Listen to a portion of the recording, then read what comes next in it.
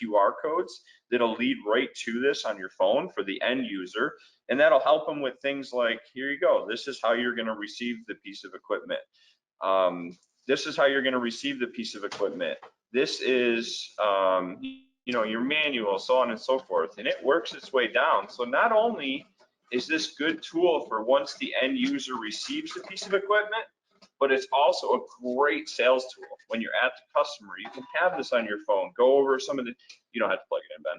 Go over some of the features, some of the options, you know, the tool holder, so on and so forth. This is actually going to walk you through how to properly attach your MIG gun.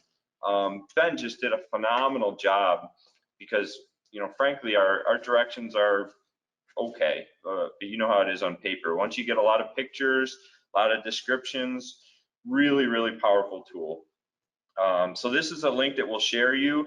There's also links here for that takes you directly to our literature. So for all your specifications, your literature, right at your fingertips. So, you know, for you guys out in the field, this is a really, really powerful tool to keep all of your, you know, arm yourself from a sales standpoint with everything that you need.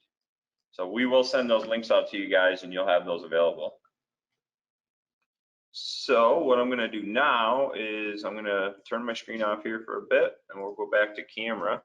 And we've, in the process, we made a little bit of a movement here. So you wanted to start, you're gonna start on the end or down here, right? Yeah, I was gonna start down the end here. Yep. So to continue on with what Tim was talking about with the QR codes. So basically this final graphic right here, this is included now with all of the machines. This is a new project. You guys are actually the first ones to hear about the launch of this. So I'll just show you guys how this works on your phone. So any of these equipment you get, you come up to it, click to the link, and it's right on your phone. So what you had just seen on your computer, anybody that walks up to this machine is going to have all that information now right at their fingertips, whether it's for a demo, it's, you know, say this piece of equipment's been in a building for a while and there's a new hire and he doesn't know how to set it up. He'll be able to walk up to it and just do this on his phone and see exactly how to use this piece of equipment. It's a great tool, really great tool. Like I said, both for sales and then after sales support. It's really powerful. Oh yeah. Another thing, those Spark guides, those are live documents. So as we make changes and add accessories, those will be updated. One of those features that is not in the Spark guide right now is this twin torch bracket right here. This is something that we used to offer on our legacy equipment, and we kind of discontinued it in a way because it wasn't a very popular mover. And lately, I mean, I've been selling these in batches of 5, 6 down into the shipyards. The shipyard business has really picked back up, and that's really where this is designed to be applied. And what this is for welding and stiffeners. Now you can do 2 welds at the same time with 1 piece of equipment, and you can do 2 stitch welds at the same time, or you can do 2 continuous fillet welds for the entire length of the fillet, or the stiffener. I don't know if we can get over here and see this controller here real quick, but not quite high. We might have to show the controller a little more on this out of position one. If that's okay. Yep, no, and that's fine. And I'll talk about the controller. All of this is all in inches. It can be set up to do metric as well. So when I want to do a 1-inch stitch weld and a 2-inch gap, I just set my weld distance for 1 inch, and I set my no weld for 2 inches or 2.5 or whatever it would be. So I'm just gonna start this, and I've got this set up to do a crater backfill. It might be a little hard to see on the camera. You can actually change these settings while it's welding. So on this piece that I actually welded, I started out with way too much crater backfill, and I dialed it back each weld till I was left with none, just to show how you can change this while it's welding. So if you're having a problem or you need to make an adjustment, you can dial it right in while it's welding. And the good thing is, once you've got this dialed in, you pick it up, set it back down on the next joint. That's going to do the exact same thing. So once you get it dialed in, it's just a matter of pick up, sit down, and repeat. So I'm just going to let this run here real quick, just so you can see. So we're doing a weld. We're doing it at 10 inches a minute. It's going to do a 1-inch weld. It's going to do a crater backfill. It's doing the backfill right now. Reverse there. Yep. It's going to jump over to the next weld at 2 inches away. It's going to do the same process, and it's completely repeatable. So say you're trying to line this machine up, another feature on this that really doesn't get talked about that much, the limit switches. One, if it drives into a limit switch during a weld operation, it will stop and it'll do a backfill on it if it's doing a weld. So I'll show you guys here what that would look like. So we're gonna hit the limit switch, boom, machine stops, and it'll do a crater backfill if it's set to do a crater backfill. Another thing that kills the torch, the arc. Yep, everything's all, is when you push start, that'll turn on one MIG gun, both MIG guns at the same time, and when it hits the limit switch, it'll stop. So say you're not in a weld operation and you're just trying to get this thing in position, you can use the limit switches to jog this. So instead of trying to pick this thing up and move it over, the magnet on this is, it's got over 110 foot-pounds of pull force. It does have a release lever, but the release lever only de-energizes about 80% of that magnet. So there is still some pull there. So it can be a little bit hard to get it in if you had to move it in a 1/4 inch. Now, you just push this button. You can move it left or right, however you need to. We're gonna move down here. Another thing that I wanted to show on the I-beam, I tried to highlight on each different application a different way to align this machine. On this one here, I'm using the joint as a fence to track. On this weave joint here, I've actually got the guide wheels flipped around backwards. I've got them upside down and catching this edge. This machine needs to pull into an edge to work properly. So what that means is if I'm going to travel to the right, I'm going to have this guide roller set, and there's no wrong way to set these up. About a 1/2 inch in more than I would have this one. So it'll be driving a little bit kitty corner, and it'll be pulling into that joint. So it'll be riding into this as it's going. And this one here has got the optional oscillator on it. This can be added at any time. If the end user purchases the oscillator 2 years from now, he's going to get the oscillator. It's going to come with a different faceplate.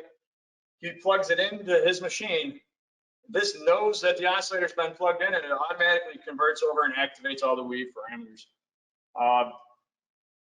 This can also do, and I've got this one set up to do it just to show you guys, you can do a continuous weave weld the whole length, and again, all fully adjustable while it's welding. You can set your dwells, all that. You can change all that, your origin while it's welding. You can also do a weave tack weld, so a weave tack stitch weld. So you can do a 1-inch weave, come over 2 inches. You can do the same operation as that, but during doing a weave as well. So I'm just going to hit start on this one. I'm going to power cord over. I'll show you guys. I brought the camera over so you guys can really kind of see the weave. This one won't be as much about the motion, but the control of the weaver.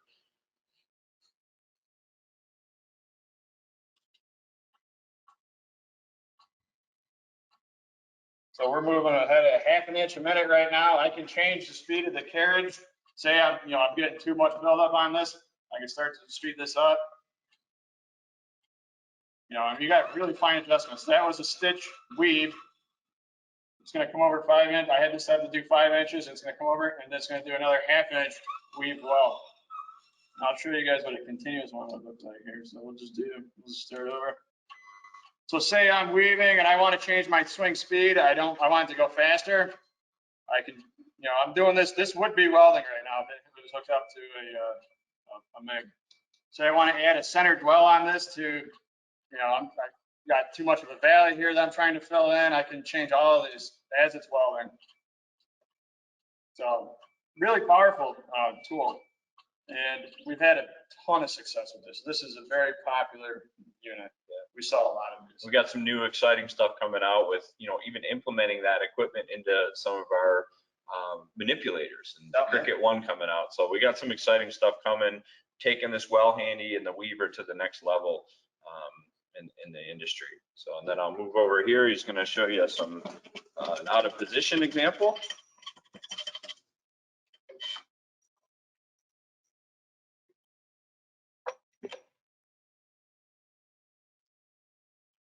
So these do run a self-diagnostic check every time they turn on. So if this had, say, the limit switch was damaged, it would give you an error of 5. That would be, you'd look that up, or you can look that up on the spark guide too, and it'll tell you the limit switch is stuck. So it does a self-check every time they turn on. We just talk about the out of position. Then what I'll do is I'll go down so they can see the control. Yep. And right here, we're showing the corner kit. I've got these guide wheels set up to run on the bottom here. These could be pushed up to the top of this. This I-beam for display purposes, to keep it from rusting, I'm constantly spraying it with a light coat of WD-40. So it will slide down if I didn't have it set up like this, but it's because of the oil. But either way, it's not a wrong way to set this up. And That's another point that I do like to make. I've seen guys set one wheel this way, one wheel this way, and if that's how you have to do it to get the weld, there's no wrong answer to set this thing up. Right. And this is a cool thing. I want to bring up an application we've seen recently.